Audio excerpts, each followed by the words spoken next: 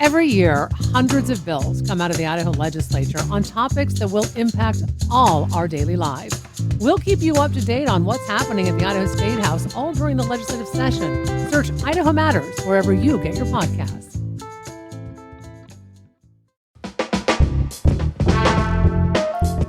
For Thursday, March 13th, this is The Connector, Idaho Daily News from Boise State Public Radio News. Good morning, I'm Troy Oppie. This morning, the U.S. Department of Agriculture is reinstating probationary workers fired in February. Lawmakers hear their plans to shift funding away from WWAMI, the medical education multi-state partnership, isn't popular, and it's the 5-year anniversary of the COVID-19 pandemic being declared a national emergency here in the United States. What that's meant here in Idaho. Those stories and more coming up this morning on The Connector from Boise State Public Radio News.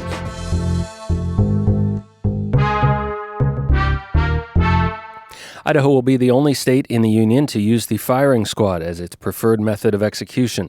A new law signed by Governor Brad Little yesterday doesn't take effect until July 1st, 2026. That will allow the State Department of Corrections to complete necessary upgrades to its execution facilities. Those changes actually are already underway following lawmakers' approval of firing squad executions 2 years ago, but that law only allowed it if lethal injection was not practical.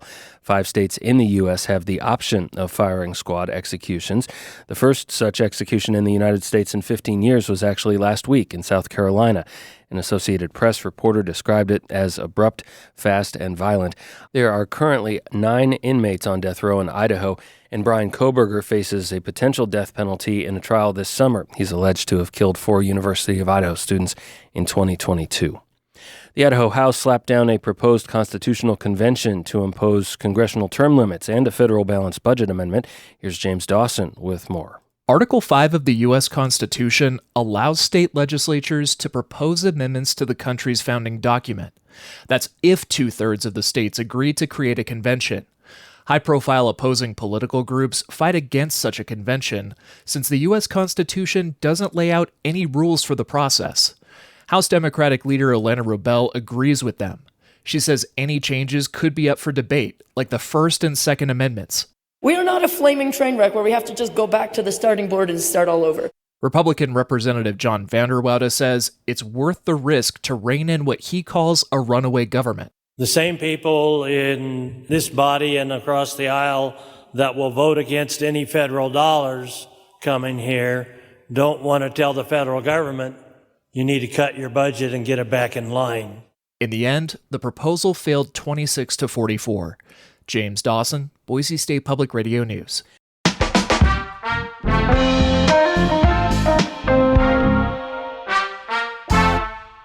A renewed effort to shift Idaho funding for medical students at the University of Washington through the WWAMI program returned to the state capitol Wednesday. Here's George Prentice to explain. When I came to Boise this year, I did not have on my checklist to frustrate Idaho doctors. That is GOP Representative Dustin Manwaring, admitting his idea has not been overly popular. The Idaho Academy of Family Physicians has voiced its disapproval, and Idaho family physician Mary Baringa says it would be a mistake to turn away from WWAMI. We have the infrastructure already. If it were to become law, House Bill 368 would add funding for 30 Idaho medical students at the University of Utah, while taking funding away from 10 WWAMI seats. Idaho currently spends nearly $8 million annually on the WWAMI program. About 2/3 of it, or over $5 million a year, goes to the University of Washington.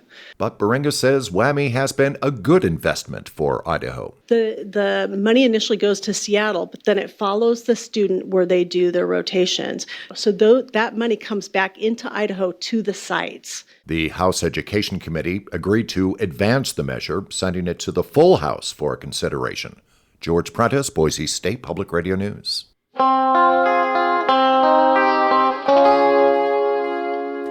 Today marks the 5-year anniversary of Donald Trump declaring the COVID-19 pandemic a national emergency.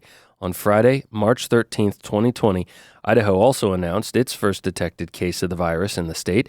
Julie Luqueta looks back on those first few weeks of uncertainty. A few days before the first case in Idaho, the state's Department of Health and Welfare recommended canceling gatherings of more than 250 people. On March 13th, things took a turn. Well, coronavirus, it is what everyone is talking about. That's Idaho Matters host Gemma Gaudette. Boise Dev's Don Day explained to her how quickly events like Tree Fort got canceled and described the confusion about early detection. The question that I'm getting a lot is, what is up with testing? By the end of that day, Idaho's first case had been reported. At a press conference, Governor Brad Little said the situation was changing rapidly. And the science and the epidemiology is an evolving issue. But with what we know, we think we're doing the best practices. 2 weeks later, officials confirmed 3 deaths related to the virus. Idaho is now in a new stage. And the governor issued a statewide stay-at-home order, hoping Idahoans would practice caution. Peer pressure from the communities is always our first preference. We will look at each instance case by case. December 2020 and October 2021 saw the highest spikes in deaths. At its worst, 180 people were dying every week in the state. Ada, Canyon, and Kootenai counties were hit the hardest. The CDC reports by 2023, 5,400 Idahoans had died from COVID. Julie Duguetta, Boise State Public Radio News. Idaho's Department of Health and Welfare COVID-19 data tracker shows 0 COVID-19 deaths so far this year, but the Centers for Disease Control and Prevention reports weekly deaths in Idaho are in the single digits. State health and welfare officials declined a request for an interview to discuss that data.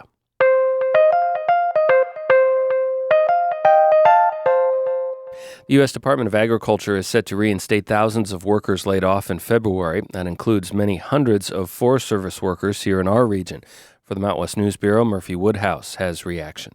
After he was terminated, Payette National Forest botanist Sidney Noble got a job as a ski lift operator at the Brundage Mountain Resort outside of McCall, Idaho.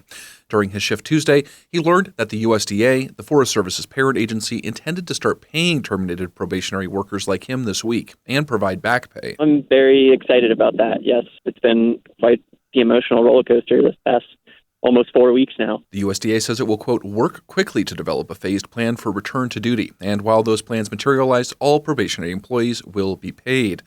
That comes after an independent federal board determined that nearly 6,000 USDA workers were likely fired illegally and must be reinstated.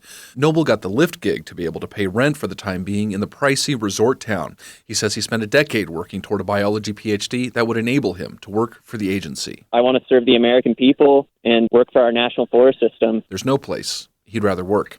For the Mountain West News Bureau, I'm Murphy Woodhouse.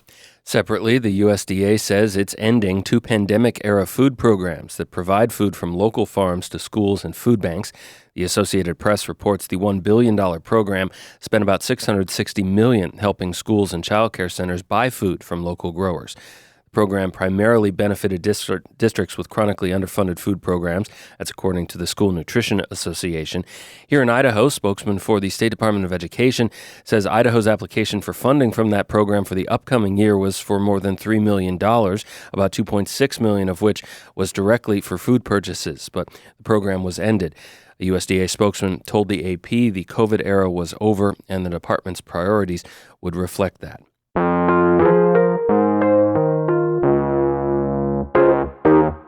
Airport Authority board members in the Wood River Valley have approved a plan for a $10 million new control tower at the Friedman Memorial Airport in Haley. The Mountain Express reports the project is a significant step toward compliance with Federal Aviation Administration design standards, which Friedman's tower does not currently comply with because it's too close to the runway. The existing tower was declared a hazard in 2013. The FAA notified Friedman its exemption to the standard expired in 2013.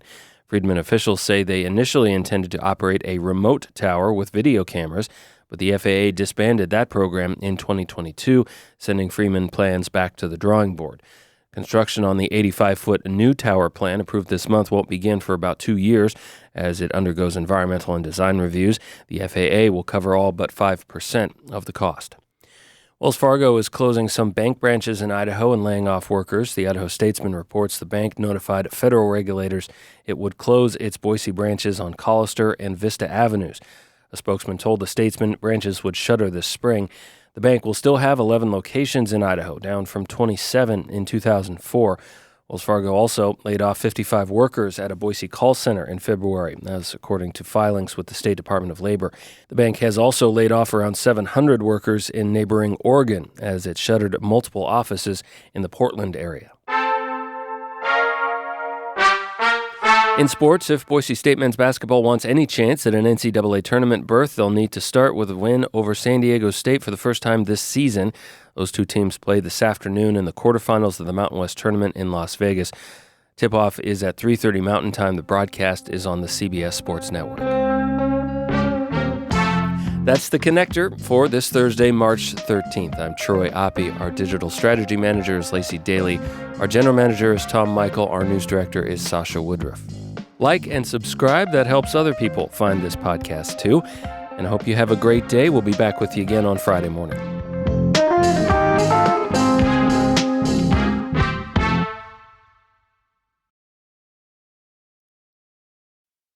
What have you always wanted to know about Boise State Public Radio? Join us for another round Wednesday, March 19th at Mad Swede Brew Hall in downtown Boise from 6 to 8 p.m. Learn more about our operations, news content, and our service mission. We welcome your questions and look forward to sharing more about what we do here at Boise State Public Radio. More details can be found on our website at boisestatepublicradio.org.